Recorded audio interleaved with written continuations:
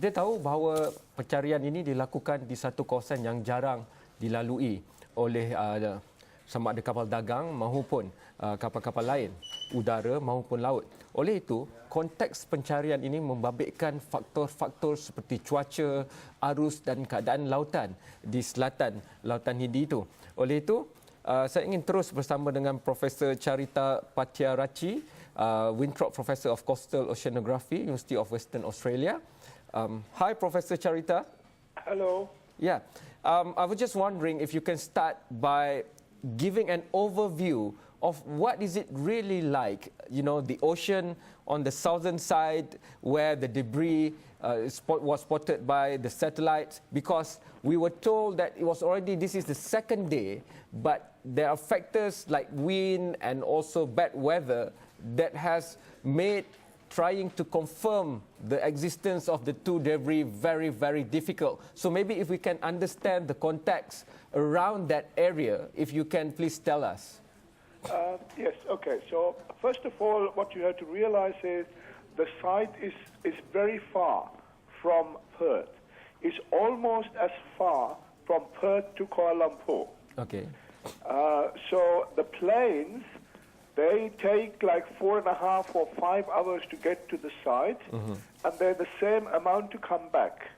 So they can only be there for about 2 or 3 hours. It's a very short time that a single plane can actually look. So they're limited by the area they can actually survey.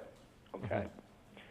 The second one is that this is the area that we call the Southern Ocean, and this is the Roaring Forties. Yes. Roaring Forties, Okay. meaning that it is the roaring like a lion. Okay. That's the sound of the wind. Yes. It's one of the strongest winds in the ocean. So the winds also create the waves. Waves are very big, up to 4 meters high. At the moment, it's about 4 meters high there. Okay. And during a storm, it can be 10 meters high. Okay. Then the wind has breaking waves, what we call white capping. Okay. So when you look out of the window, you see lots of white bits around, which is the waves breaking. So then you've got to find where the waves are breaking as opposed to where the debris is. Okay. So all of those combined makes it a very difficult area to work in.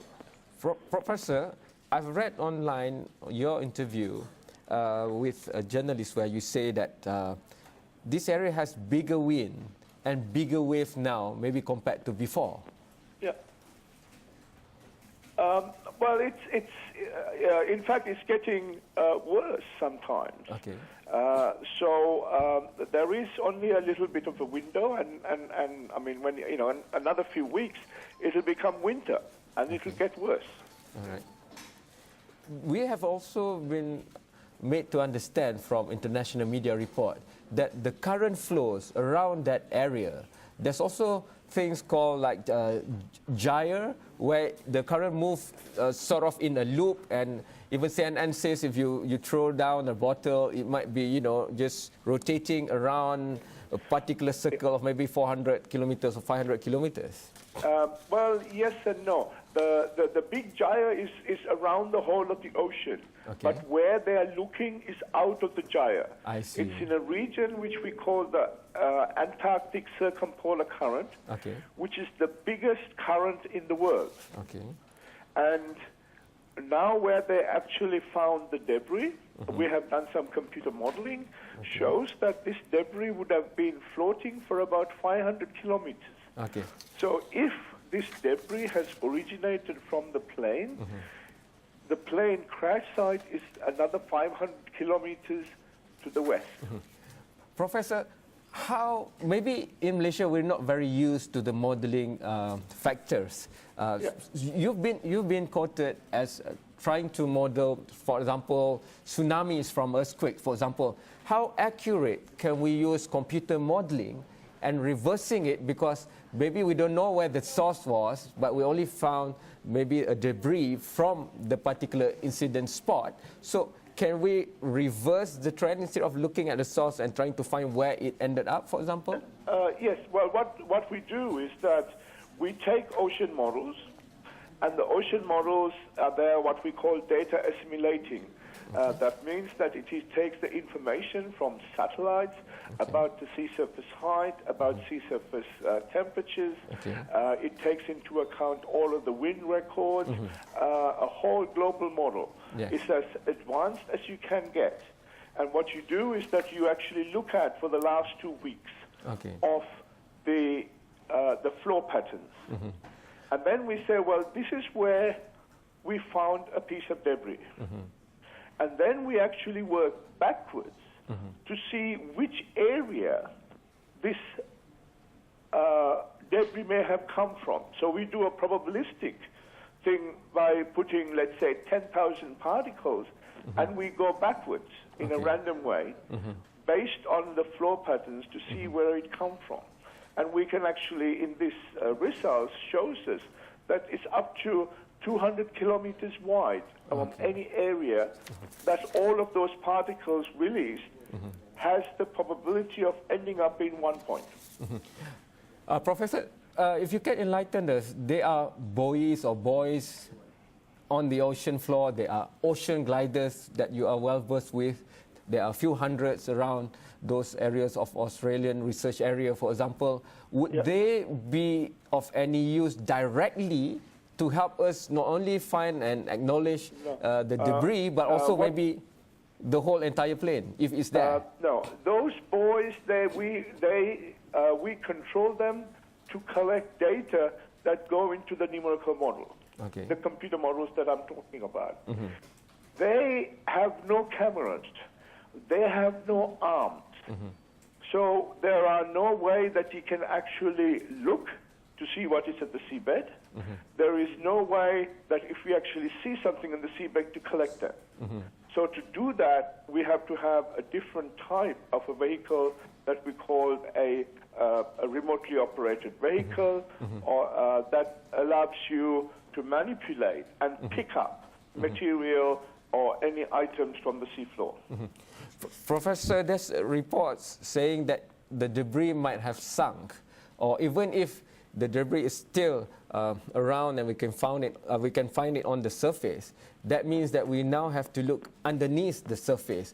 And we do know that this is one of the deepest part of the ocean, for example, and that's the Diamantina plate and all that. If you can share with us how it looks like underneath the surface of the ocean in this area. In that area, it's pretty flat, because when we go to the deep ocean, compared to close to the land, the seafloor is pretty flat over a large area. So and also the currents are quite low. It's pretty cold by temperature, but the currents are low. So whatever actually settles down at the seabed, which will actually stay there for a long period. I see. But to get something out of that 3 kilometers or 4 kilometers water depth, when you actually have a sea surface which is got 10-meter waves, and to be able to control something, it's a very challenging environment. Have you come across any initiative close to this kind of skill and the requirement of technical abilities needed for this kind of search? As you know, the closest that we can relate to is the Air France disaster a few years ago. Yes. That was in depth around about 3 kilometers.